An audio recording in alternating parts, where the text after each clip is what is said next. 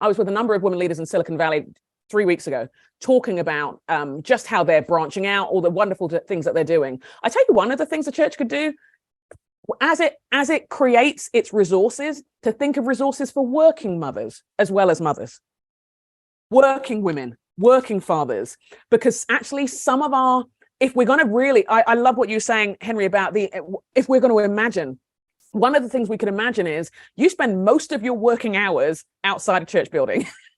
How are we meeting you there?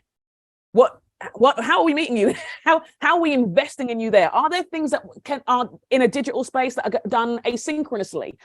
Is there resourcing and investment and encouragement that can be given asynchronously? Because the irony is, I love when you were describing that preschool, it reminded me, my husband was a pastor. He's had a number of careers, but a number of years ago, he was a pastor, and the kids were at the preschool at the church. I was traveling for work, so I was on a plane every 2-3 weeks, and he would check in on the kids a few times in the day. Do you know what I mean? He would be like, go and have lunch with them and all that kind of stuff and hang with them.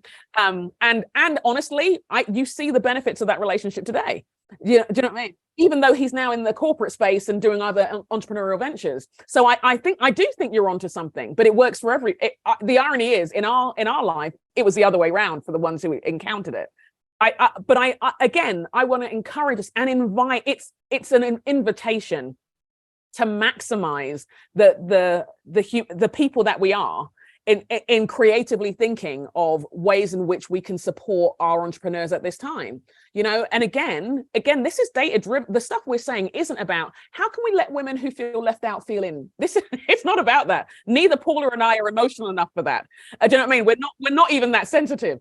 It's actually, like McKinsey and company have done that women in the workplace study every year and looked and seen data driven, the bottom line financially, get you women in higher places of leadership.